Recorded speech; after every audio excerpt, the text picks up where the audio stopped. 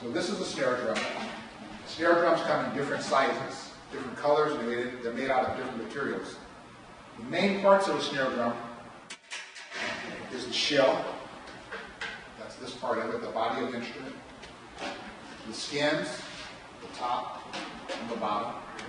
The wires that run across the bottom of the drum, these are the snares. And then these screws that go all the way around it, they keep the head in place and they make the drum either tight or loose. So this is called the snare drum. As you can see, ours are different, they're similar. They're made in the same way, but they're made of different materials. So mine has a black covering on it, and Slam's is a pure wood finish. So these are called snare drums. Percussion instruments have been around for a long, long time. Somewhere along the way, someone noticed the difference. Someone noticed that we took pieces of wood or the dried seeds inside of a melon that you could have a percussion instrument.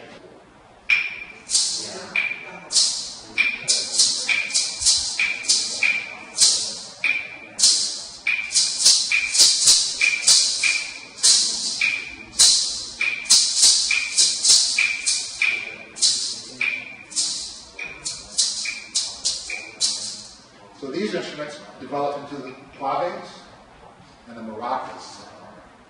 Claves are pieces of wood that are cut to a specific length, and when they struck together, they make a high-pitched sound. Maracas were like the old melons that were dried, and the seeds inside would rattle against the shell. Now the maracas are made of wood, and in the inside they're filled with metal beads.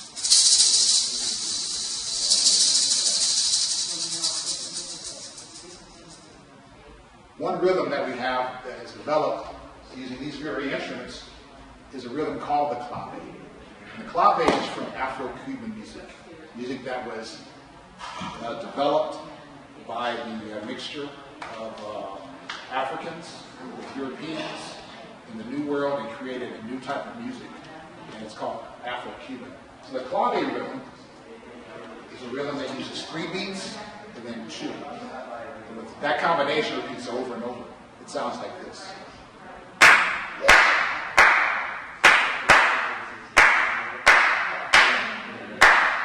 Try that with me. I'll give you 4 beats. I'll get you prepared with 4 counts, and you're going to come in and clap with me. So the clap will be like this. 1.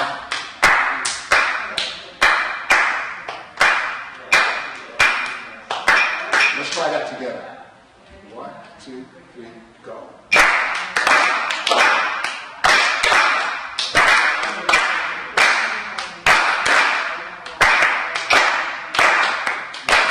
Last time. Very good. So that's called the clave. And we put it together with the maracas. We have this rhythm. Then we're going to play, and I want you to clap the clave with me. And we'll do it about 4 times. Here we go. 1, 2, 3, 4.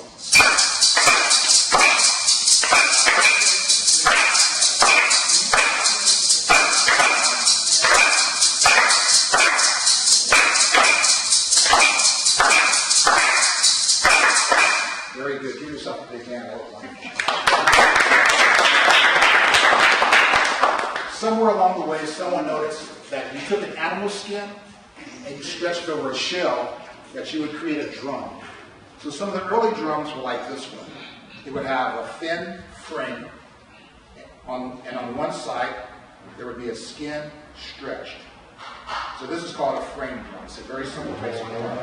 So this drum is played by using your fingers. So I use the middle finger of my left hand to kind of snap like this. Then I use my thumb to strike here.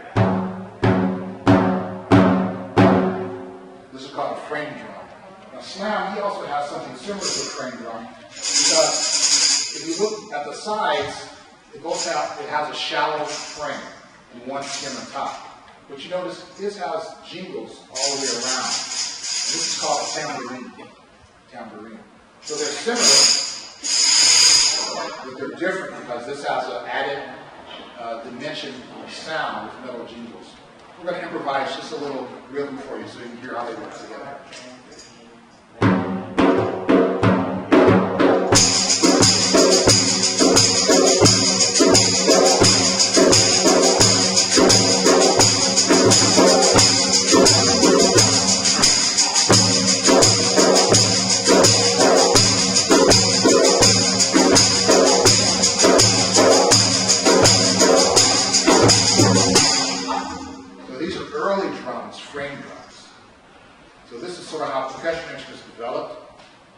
instruments that you see in front of you today. And these instruments have become part of today's modern percussion section. Now we have hundreds and hundreds of instruments. We can't bring everything here today. But we brought a sample of some of the things that we play in our work.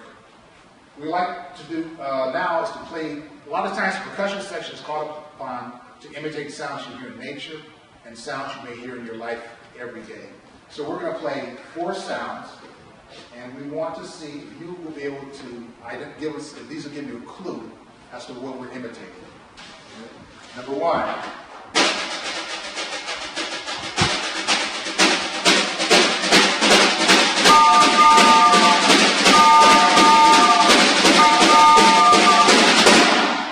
What is that one?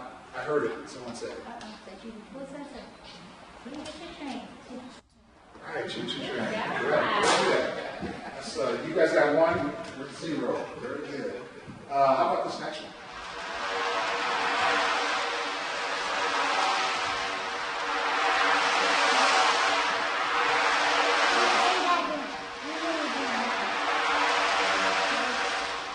How about that one? Some mosquito? Bumblebee. Bumblebee. That's it. When I put the bees in here, I want it to sound like the ocean. The water. Water. Very good. I'll give you credit for that. That's an E for effort. Very good. All right, let's go to 1 more.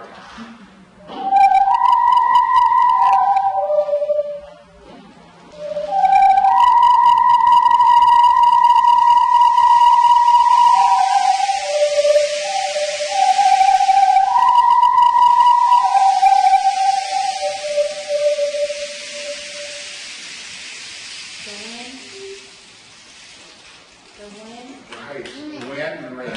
Wind and rain. Okay. 3 for 3. Very nice. Very good. I think this last one's going to stump you because we've been all over the city and no one seems to get this one.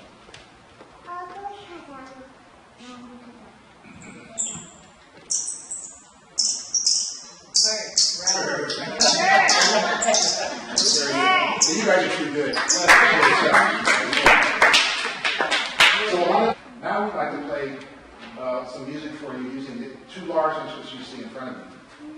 When they started using those sticks as percussion instruments, people heard the difference between small sticks and large sticks.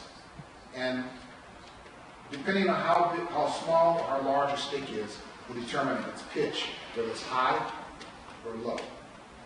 And then people got the idea to put them in combination to have sticks that were small and got larger towards the end.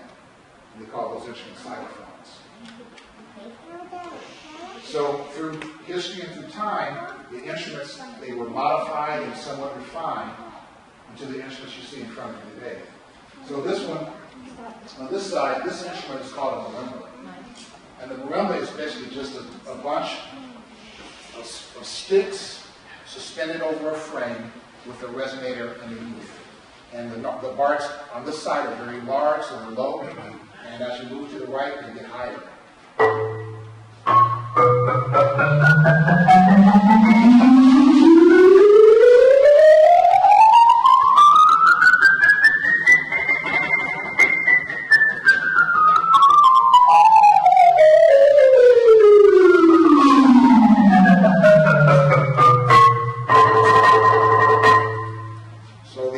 These are the bars, we call them, and each bar is like the piano keyboard.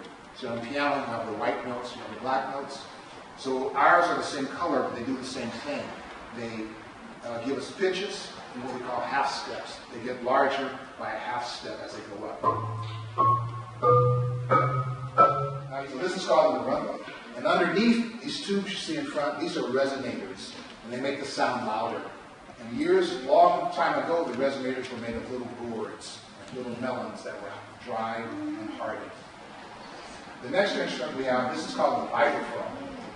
It kind of has the same deal where the bars are in half steps, but instead of being made of wood, they're made of metal.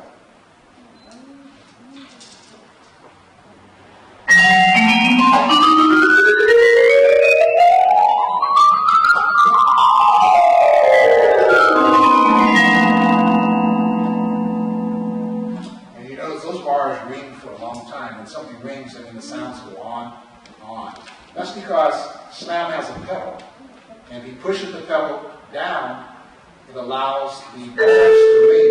When it lets the pedal go, it stops the sound.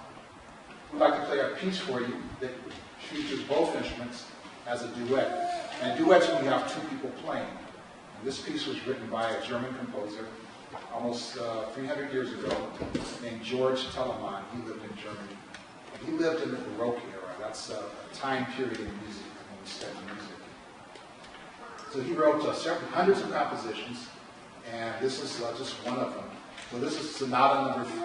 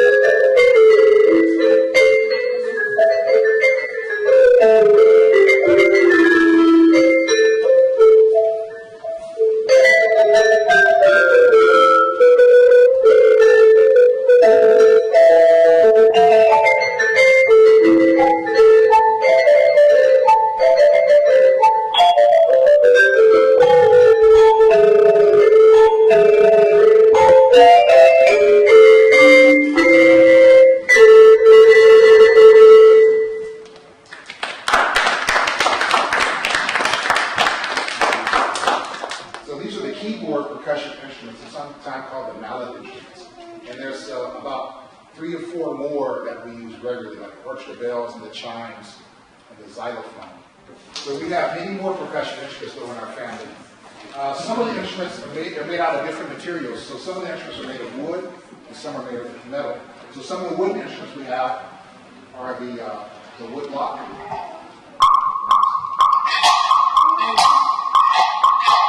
That's the frog. Sounds like a frog too, don't you think?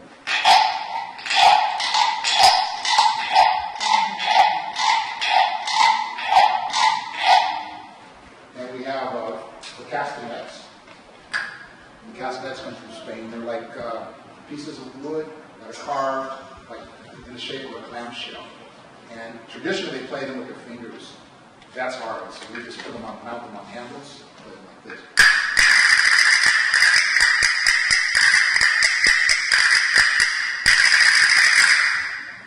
And then some of the other instruments, and here's one more wooden one. And that's one of our sound effects.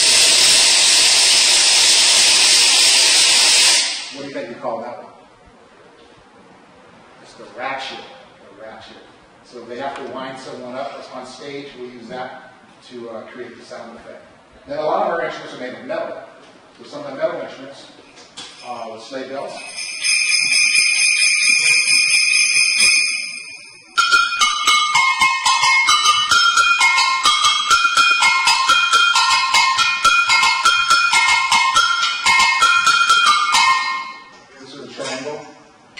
Piece of metal and it's bent into this shape.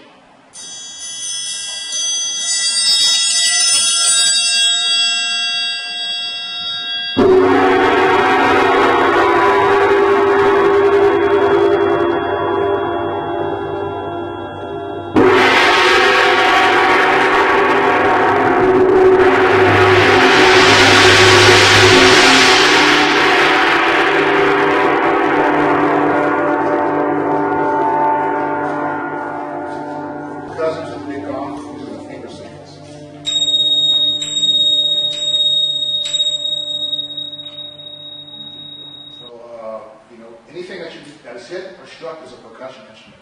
And that's what percussion means. It means when you strike something. That's how these instruments get their name, they're percussion instruments. We'd like to now help us understand the elements of music. And there are three basic elements we're going to talk about today that go into creating a song. Now the first element, does anybody know what that might be? Or what would you think is the element of music that goes into creating a song? The first thing is melody. Okay, melody. Because melody helps you to convey your message. So if you have some words that you want to sing, melody helps you to do that. So this is a melody you're familiar with.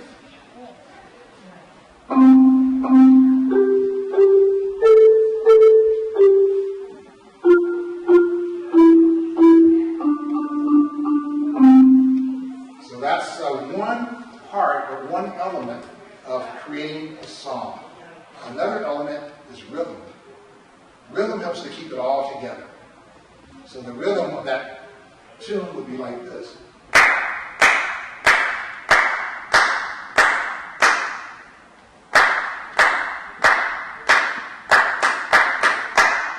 And in order for me to know where the beats are, I use numbers to help me understand the beats and know where they should land. So I count like this. 1, 2, 3, 4. 1, 2, 3, 4. 1, 2, 3, 4. 1, 2, 3, 4.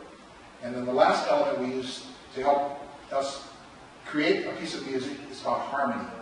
Harmony is when we have two or more notes that sound or struck at the same time, and they give us chords. So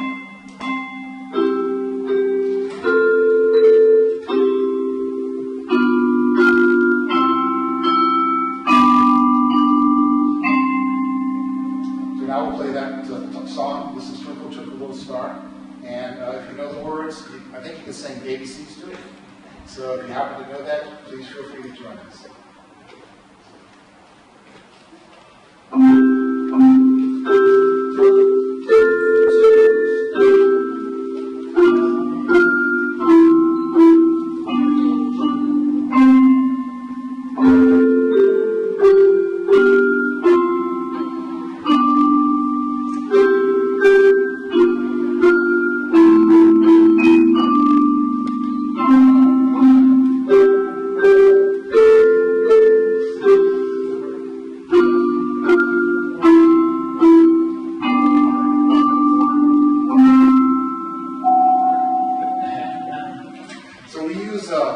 Melody, we use rhythm and harmony. And composers for hundreds and hundreds, if not thousands of years, have used parts of those elements to create music. Now, we're going to talk now about a kind of music that's unique to America. Because America, through historical events, has the unique opportunity to create new music because a lot of people came together and brought new ideas to the country.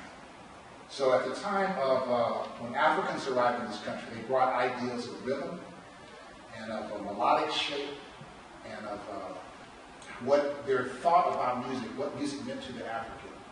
And when people from Europe came here, they brought music of Telemann, of Mozart, of Beethoven to the country.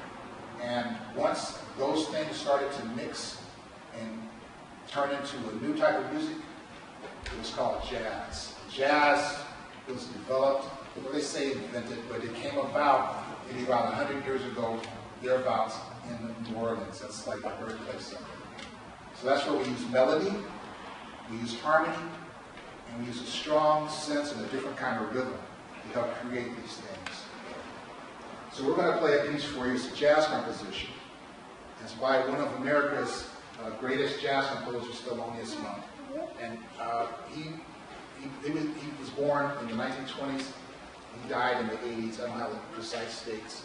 But he was a very influential composer in jazz music because he composed differently. And he didn't follow the trends. He didn't do what people thought he should do when he wrote music. But he heard something different when he wrote it, and that was his style. That's what's unique about him. That's one thing we remember about him. So this is Thelonious Monk's Well You Need It.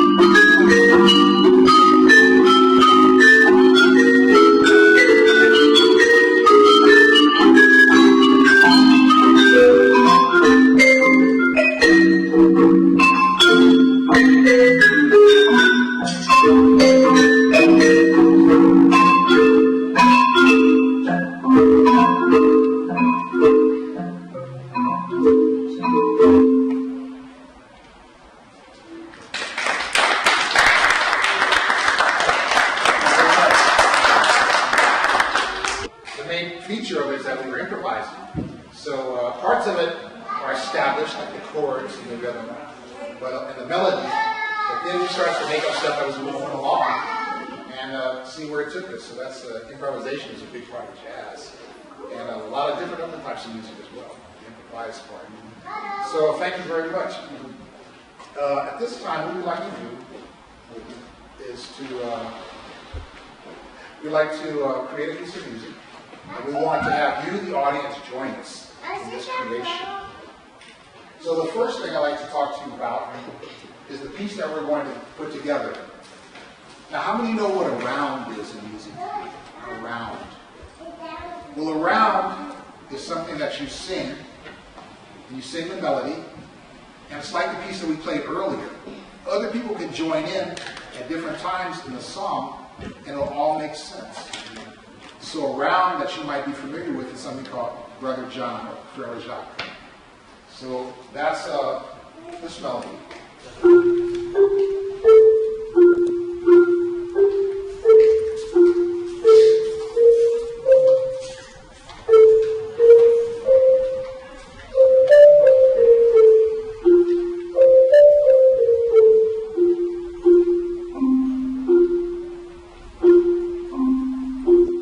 Melody, and what we're going to do is I'm going to start, and Sam's going to start the piece a few beats after I begin, but he's going to play the exact same thing, and listen to it match up.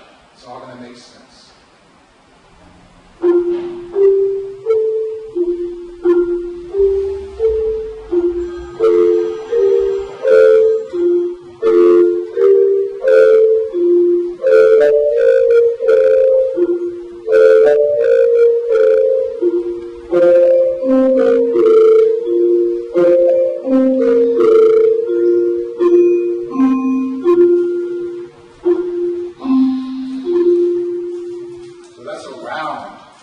And in music, they call it a canon. And that's what we played earlier. So now I'd like to invite some members of the audience to come help us create a piece. Do I have any volunteers? Do I get any volunteers to come help us? I think there's two been volunteered for. Come on up. And let's see, let's get a couple more. Okay, great. So I want you guys to come on up here, and you're going to get to play some percussion. So you're going to play 4 of our instruments that we have. Let's see, you take that. So let's see. So you get the wood block. So Mason, so.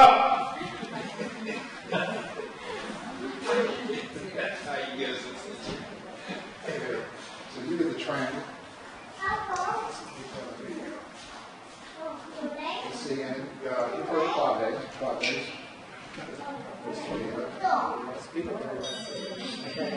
And so you get the fingers close. So let me have this for a second. I'll put it right here.